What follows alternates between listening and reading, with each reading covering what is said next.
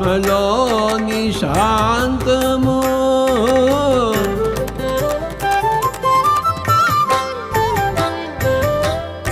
ఆత్మలోని అభయము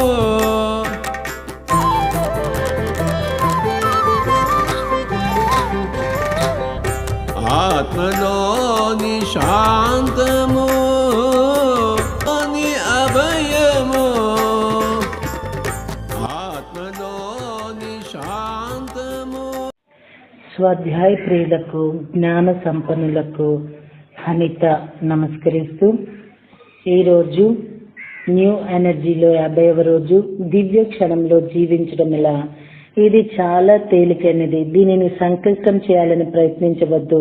ప్రయాణంలో ఆర్యన్ నేర్చుకున్నది ఏమిటంటే దివ్య క్షణంలో జీవించటం అంటే నిమిత్త మాత్రంగా ఉండి నిబ్బరంగా చూస్తూ ఉంటే అర్థమవుతుంది ఏం జరుగుతున్నదో. నిమిత్త మాత్రంగా ఉండటం అంటే ఏ పని చేయకుండా ఉండటం కాదు, పురుష ప్రయత్నంగా చేయవలసినవి చేయాలి, కానీ ఎలాంటి భయాందోళనలు లేకుండా ప్రశాంతమైన మనసుతో నిబ్బరంగా ఉండి చేయాలి. ఇది ఎంత తేలికైందో అంత శక్తివంతమైంది. శూన్యంలో భవిష్యత్తు నిర్మించుకుంటూ ఎన్నో జన్మలు గడిపాము, రేపటి రోజు గురించి ఆలోచిస్తూ గడిపాము. ఇంతవరకు అలా గడపటం సబమే. అయితే మనం సృష్టికర్తలమయ్యే కొద్ది దివ్య క్షణాల్లో జీవించడం ఎంత అవసరమో తెలుసుకుంటామో. ఎన్నోసార్లు మనసులో అవుతుంది భవిష్యత్తు గురించి ఆలోచించమని, రేపటి గురించి భయపడాల్సి వస్తుంది, కానీ దివ్య క్షణంలో జీవించడంలో చాలా శక్తి ఉన్నదని అర్థమవుతుంది అనుభవంలో. భవిష్యత్తు గురించి ఆలోచించకుండానే మనం సృష్టికర్తలం ఎలా కాగలమో మనకిప్పుడు అర్థం కాదు. అన్నిటినీ యథాతథంగా అంగీకరిస్తూ మన మానవ తత్వాన్ని స్వీకరించి దివ్య క్షణంలో జీవించడం నేర్చుకుంటే మనం ఊహించిన ఎనర్జీలోకి వెళ్ళిపోతాము, మనలో నూతన శక్తి గుర్తిస్తాము. అయితే దివ్యక్షణంలో జీవించడం ఎలా? దివ్యక్షణంలో మంచి చెడు అంచనాలు ఉండవు. దివ్యక్షణం ప్రశాంతమైనది, పరిపూర్ణమైనది, మనల్ని శుభ్రపరిచి ప్రేమతో నింపేస్తుంది. అది భవిష్యత్తు గురించి ప్లాన్లు వేయదు, గతం దాన్ని వెనక్కు లాగదు, వర్తమానంలో మాత్రమే జీవిస్తుంది. అవసరాలు అనేవి ఉండవు కనుక ముందుగా ప్లానింగ్ అనేది ఉండదు. ప్లానింగ్ లేదు కాబట్టి అలా జరిగితే ఇలా జరిగితే అని కంగారు కలుగుతుంది. దివ్య క్షణంలో జీవిస్తూ ఏం జరుగుతుందో గమనిస్తే మనకే ఆశ్చర్యం అనిపిస్తుంది. మన కంగారుకు మనమే నవ్వు వస్తుంది. ఇంతకు ముందు మనం వాటి కోసం వెతికి వెంపర్లాడవలసి వచ్చేది. మనం వాటిని వెతికే వాళ్ళం, మన వాస్తవంలోకి వాటిని బలవంతంగా తెచ్చుకునే వాళ్ళం. ఇప్పుడు ఆ పరిస్థితి మారిపోయింది. మనం దివ్య క్షణంలో ఉండగా ఒక కొత్త రకం ప్రకంపన మన నుండి వెలువడుతుంది. తగిన పరిస్థితులను అదే మన వైపుకు ఆకర్షిస్తుంది. మనలోని ద్వంద్వాల ప్రకంపనలో ఇప్పుడు సమైక్యత ఏర్పడుతుంది. రెండూ కలిసి అందంగా శృతి అవుతాయి. అప్పుడు ఒక కొత్త బ్యాలెన్స్ ఏర్పడుతుంది. మనకు అవసరమైనవి, మనకు సరిపోయేవి అన్ని మన దగ్గరికే వస్తాయి. మనం వాస్తవాన్ని సృష్టిస్తూనే ఉంటాం ఇప్పుడు కూడా. అయితే కొత్త తరహాలో శక్తివంతమైన విధానంలో సృష్టిస్తాము. ఈ కొత్త బ్యాలెన్స్ ప్రభావం మన డిఎన్ఏ మీద పడుతుంది. డిఎన్ఏలో ద్వంద్వాల సమైక్యత ఏర్పడేసరికి అది మనకు అవసరమైన వాటిని మన దగ్గరకు ఆకర్షిస్తుంది. గతం తాలూకు గాయాలను హీల్ చేస్తుంది. మనలో ఏ ప్రాసెస్ వల్ల వయసు పెరుగుతుందో ఆ ప్రాసెస్ ను రివర్స్ చేస్తుంది. భౌతికమైన ఎమోషన్ పరమైన గాయాలను మాన్పుతుంది. డిఎన్ఏ నిర్మాణంలో మార్పులు. మనకు తెలిసినంత వరకు డిఎన్ఏలో 2 పోగులున్నాయి. అవి కాకుండా కనీసం 10 పోగులున్నాయి. ఒక్కో ప్రధానమైన పోగు చుట్టూ 2 పోగులు చుట్టుకొని ఉంటాయి. ఈ పోగుల కట్ట చుట్టూ ఇతర అయస్కాంత డిఎన్ఏ పోగులు చుట్టుకొని ఉంటాయి. మనలో ఎన్నో మార్పులు వస్తున్నాయి. మనం దివ్య క్షణంలో జీవించడం మొదలు పెట్టేసరికి మనలో దివ్యత్వం పెంపొందింది. మనలోనూ మన చుట్టూనూ ఉన్న ద్వంద్వ లక్షణమే మారిపోతుంది. దివ్య క్షణంలో జీవించడం మొదలు పెట్టాక మనలో వచ్చే మార్పుల్లో ఒకటేమిటో, మన లోపలున్న చక్రాలు 6 ఆధార చక్రాలు లేదా ఎనర్జీ సెంటర్లు అన్ని కలిసిపోతాయి, ఒకే చక్రంగా మారిపోతాయి. దివ్య చక్షుతో చూడగలిగిన వాళ్ళ దగ్గరికి వెళితే వాళ్ళకి మన లోపల అసలు చక్రాలు అనేవి కనపడదు. అది చూసి వాళ్ళకి మతిపోతుందని చెప్తూ నవ్వుతాడు టోబియాస్. ఏం జరుగుతుందో అర్థం కాదట వాళ్ళకు. అటువంటి వాళ్ళ దగ్గర ఈ విషయాలన్నీ గొప్పలు చెప్పుకోవద్దు అంటాడు. సో పత్రిసా రండి ఒక్కొక్కసారి చక్రాస్ గురించి చెప్తారు, ఒక్కొక్కసారి చక్రాస్ విక్రాస్ ఏమీ లేవు పొమ్మంటారు. అలానే ఒక దయానంద సరస్వతి ఎవరోనండి పేరు గుర్తు రావడంలా, ఆయన అలానే శరీరం కోసం ఎక్కడున్నాయో చెప్పండి చక్రాలు అంటూ ఉంటారు.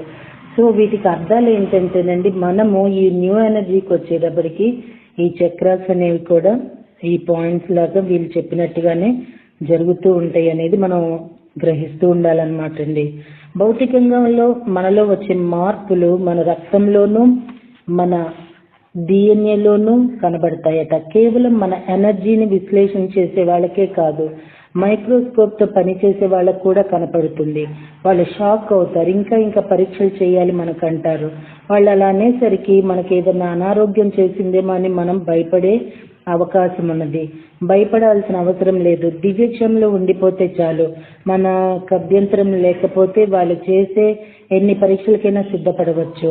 సూక్ష్మమైన మార్పులు మన కణ నిర్మాణంలోనూ ఆన్లైన్ అలైన్మెంట్ లోనూ కనబడతాయట వాళ్లకు. మన రక్తంలోని ఎర్ర రక్త కణాల తెల్ల రక్త కణాల బ్యాలెన్స్ లోనూ తేడా కనపడుతుందట. రోగాన్ని నిరోధించి హీలింగ్ చేసే కొత్త రకం కణాలు మన రక్త కణాలు ఆకర్షించడం కనపడుతుందట.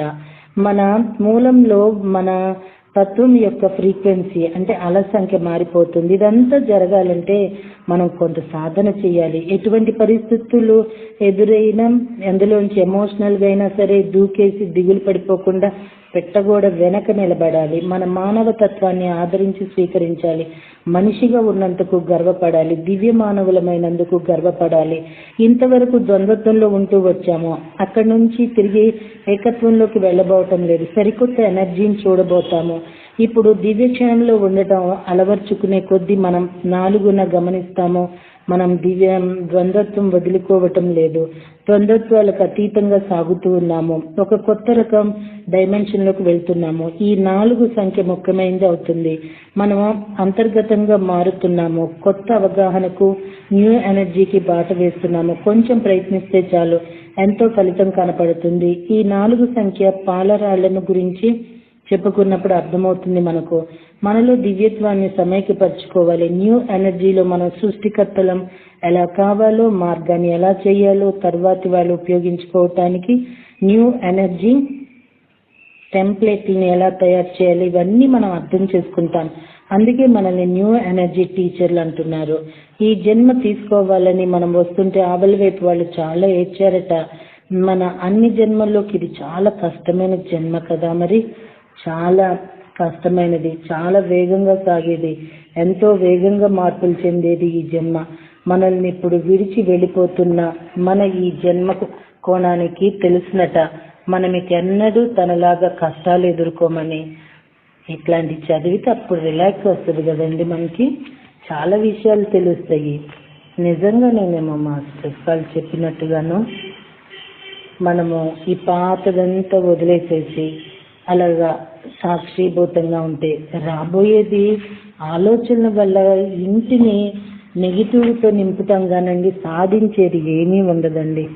కొంతమంది బుర్రలు పగలగొట్టేసుకుంటారు ఒక చిన్న విషయం ఆలోచించి, అక్కడ చేసే నిర్వాహకం ఏమీ ఉండదు. సో ఏదైనా జరిగేది జరగక మాందు జరగంది ఎన్నటికీ జరగదు. మనం సహసృష్టికర్తలమయ్యి మార్చుకోగలగాలి అన్నా కూడా ఆషామాషి కాదు. మనం ఒక ప్యూరిటీతో ఒక ఎనర్జీతో ఉంటేనే ఏదైనా సాధించగలుగుతామండి. చెప్పేవన్నీ అంత ఈజీ అయిన విషయాలు ఏం కాదు మాస్టర్, సాధన చెయ్యాలి. ఇప్పుడు మనం న్యూ ఎనర్జీలో ఉన్నాం, కరెక్టేనండి. మనం పూర్ణాత్మలం అవ్వాలి. పత్రిగారు నువ్వు పూర్ణాత్మవి, నీకు ఇది ఆఖరి జన్మ మోక్షం అని చెప్తారు. అంటే ఇంక చెప్పారని చెప్పేసి మనం అలా ఉంటే ఏం కుదరదండి. అలా నువ్వు ఇది నీకు ఇంక ఇదేనో ఇలా ఉండటానికి నీకు నువ్వు బిల్డప్ చేసుకో, మార్చుకో, నువ్వు అలా ప్రవర్తించు, నువ్వు అలా ఆచరణీయం కావాలి అని ఆయన చెప్పడంలో చాలా అర్థం ఉందని అనిపిస్తూ ఉంటుందండి నాకు. మరి మీకండి? Okay master.